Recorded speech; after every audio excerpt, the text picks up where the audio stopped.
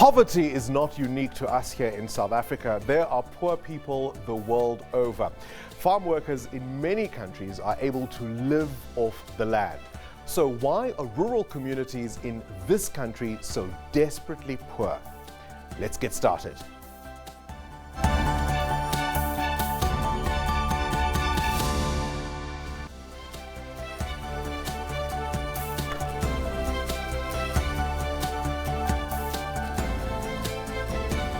Good evening and welcome to the Democracy Gauge. I'm Bongani Bingwa. The dispossession of black people under colonialism and apartheid forced black farmers off fertile commercial farming regions to barren rural areas. For example, the 1913 Land Act was passed to allocate only about 7% of arable land to blacks and left the rest of the more fertile land for whites. Driven off the land, these laws forced blacks to become indentured servants in the country of their birth. So now, 25 years into democracy, how much, if anything, has changed for rural folks in our country? Sure, many people have electricity and better roads, but unreliable water supply, poor infrastructure and high unemployment and many social ills still confront rural communities. More than half of those who come from the former homelands depend mostly on social grants. At least 5 million others still get their water from springs and rivers. So in our poll question tonight, we're asking, in terms of economic development, have we left rural communities behind? You can choose from our standard 3 colors. Green is for yes, yellow is for maybe, red is for no. And of course, you can interact with our poll topic on Facebook and Twitter. Remember our hashtags SABCDG25 and SABC News. Also, send us your WhatsApp videos to 065-862-4548. Our Eastern Cape-based reporter Atule Joga looks into the lived experience of a minority community in Mthatha, which feels, quite frankly, forgotten. A forgotten community. New Brighton residents still live in decaying houses built by their forefathers in the 1940s. They lack most of the basic necessities. We have been fighting for service delivery issues for years now. The people I used to go and complain with have since passed on. The community says they are tired of broken promises. To compound matters, the area is plagued by crime. The area, as you see it, is untarred. At some point, there was a story that New Brighton is tarred by the municipality. When it rains, it's full there. You hear screams in the night here. You don't know if the people have survived. All you can do is lie in your bed and pray for them because you're too scared to come out. Eh? How many bodies haven't been picked up here? In all care, would like our government to come and attend this place. It's a disaster. It's a terrible place. A place nearer in town, you can see all the shops, all the beautiful places. But when you come to this place, it's a disaster. We can't stay in such a disastrous place. So the government must make an effort and bring all the monies. The monies have been taken out. The government is ditching the money, but the money doesn't come to our place. My grandmother was born here. My mother was born here. I was born here. My daughter is born here. I am 27 years of age and I am still living the same conditions that my mother was living in. There is absolutely nothing that has changed. Like for instance, we will hear that there are food parcels that are being given out in Hillcrest, in Maiden Farm. We get absolutely nothing. The municipality says plans are in the pipeline to build houses. Experts believe there isn't a well-understood vision for rural and urban development in the country. They claim residents are subjected to marginalization due to lack of access to information. And quite sadly, because you shouldn't have that in South Africa in this day and age, but there is still relatively that rural-urban divide, and you find it in different ways. And so it's lack of information about what it means to be an active citizen and how you hold government to account. I mean, like government had approved that there are norms and standards, and this is what a school should look like. And the eradication of mud schools in this particular province has been prioritized over years, but to this day, the provincial government is struggling to eradicate mud schools. That's not a question of technical capacity. That's a question of political will and doing what needs to be done with the resources that are there. I am of the view, personally, that if democracy cannot lift people out of poverty, then it has failed. Because democracy is not just about voting every 5 years and about the ability to get up and establish a political party if you feel you want to, right? It's not about access to choice and resources. If those things do not uplift the most needy of our citizens out of poverty and shorten and shrink down the inequality gap, then democracy has failed. Thule Joka, SABC News, Mthatha. Well, thank you very much to Atule Jonga. Now, joining the conversation from our Seapoint and Durban studios, respectively, are Dr. Peter Jacobs from the Economic Performance and Development Program that's at the Human Sciences Research Council. We've also got the chairperson of the Amadiba Crisis Committee, Nonhle Mbutuma. Good evening to you both, and thank you so much for joining us. From Xolobeni, how much development has happened in your community these last 25 years?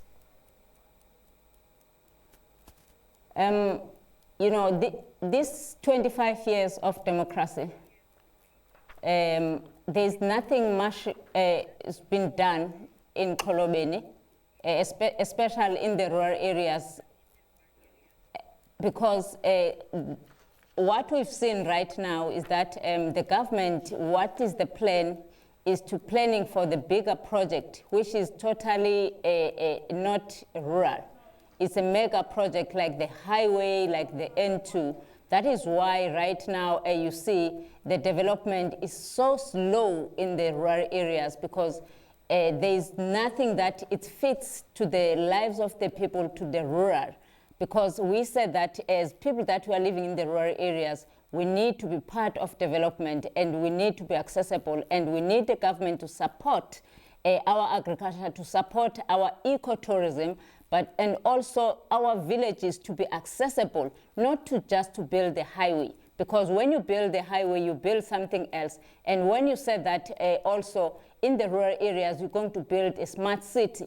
Smart city, you are changing rural to a city, which is completely different.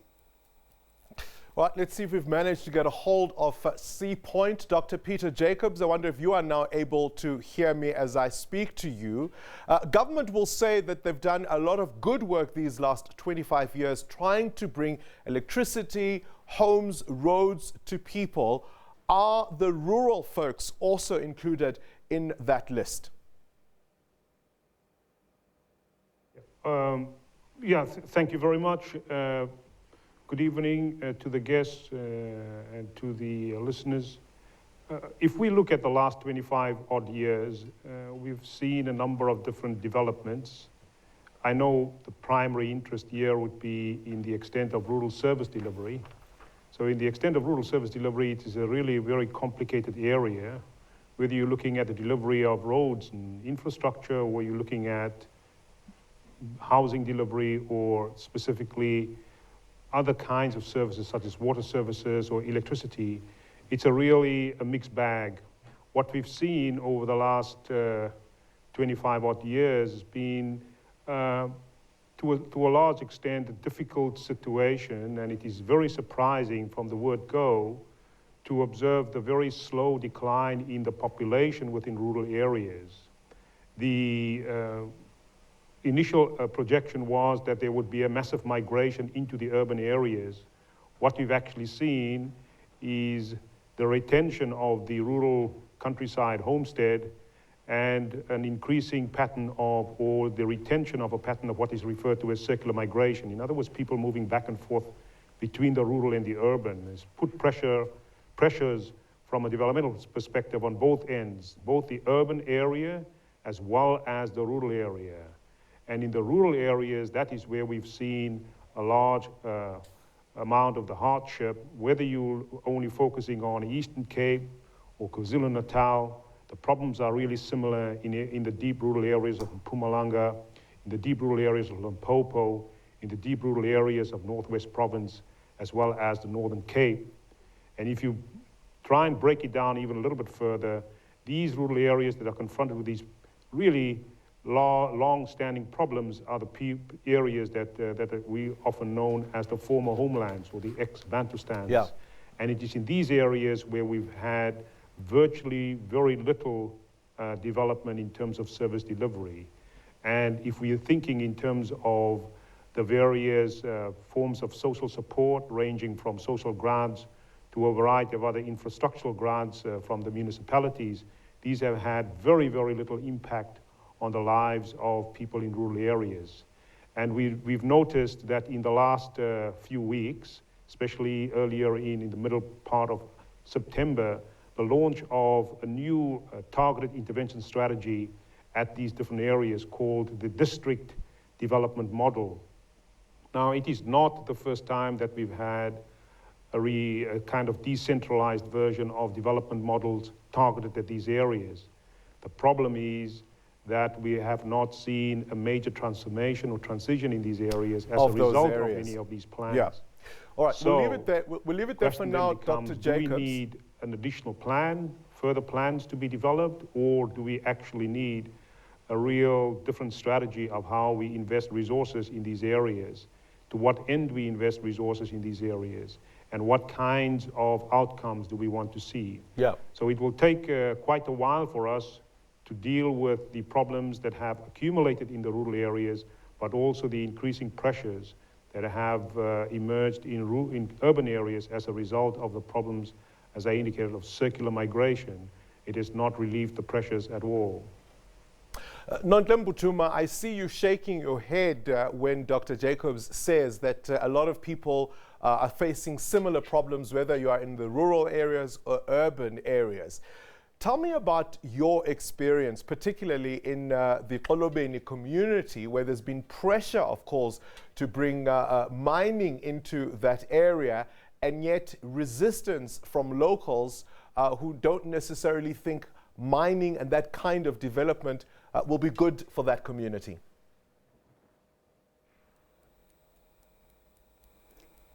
You know, we are struggling a lot in terms of developing our rural areas because, as I said earlier, the government is not focusing on developing the rural areas, but is focusing on on doing the bigger project, which is totally different than the rural. Our rural, what they need to be accessible, not to build a highway in the rural areas. And also they need to have a clean water like any other people, and they also need to have access to the health services, the clinics.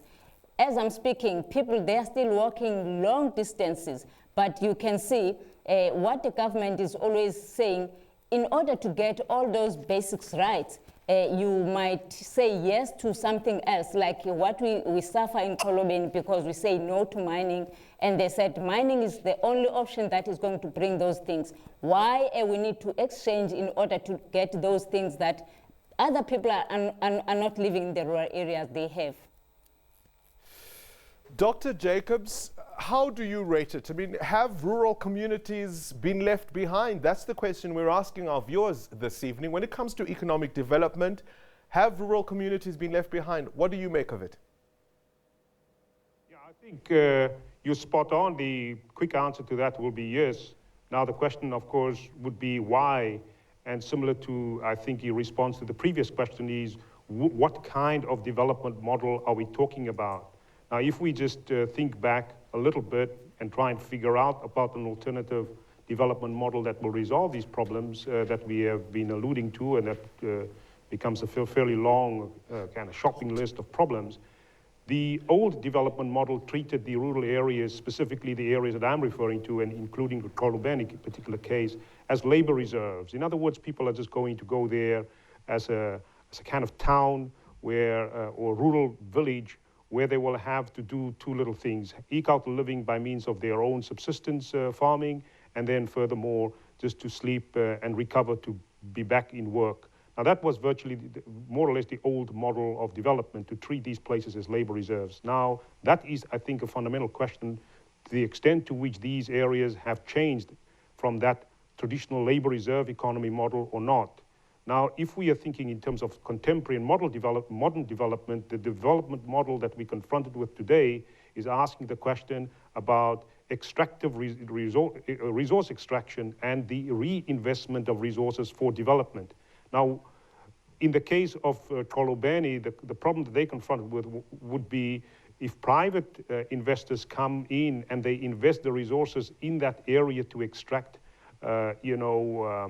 titanium from the beach sands in that particular region, how much of the resources will they be investing back into that particular area?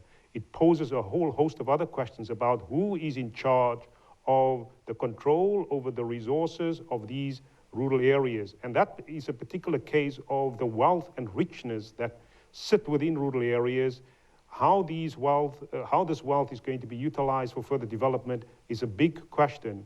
But more importantly, if communities are not going to be involved in exerting control over what is happening to that wealth, a say in how the proceeds from that wealth is going to be redistributed and reinvested in local development, then I don't think we are going to change anything from the old extractive model that was based on extracting labor power from the rural areas and then just dumping people who have worked all their lives back into these areas. I mean, if you look at the rural regions of Mpumalanga, for example, where you've got a concentration of not only extensive resource pollution as a result of coal extraction, but also the dumping ground of people who have constructed a variety of lung diseases from working in the mines for several years and actually decades. So those communities have actually no recourse to any development resources and funding in their particular areas. Now, so therefore, it is not just, of course, blaming the state for these problems, but it's also other sectors that have been at the forefront of the resource extraction mechanism in these areas. So it is really a very, very complicated development question, and actually, we have to rethink the development model completely. Nonhle, let me bring you back into the conversation. The Mineral Resources Minister, Gwede Mantashe, is concerned about having to consult communities, for example, before mining can take place in their areas. What's your response to that kind of concern?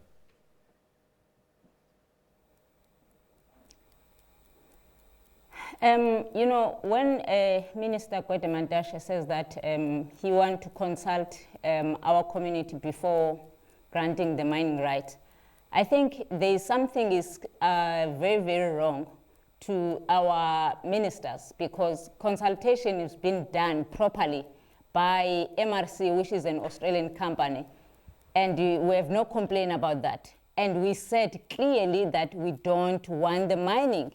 And why now he think when the consultation is being done by the minister himself, there will be something changed. And also on this consultation that he's talking about, he said he will do a survey, which is left a big question to us that if the minister is going to do a survey and thereafter he will decide if he grant the license or not. That means our government or our Department of Minerals and Energy is no longer regulating, it's promoting the mining, which is going to be a problem of environmental issues that we are facing the whole country where the mining are there. The decision goes against the Amatiba Crisis Committee's wishes. How will you respond?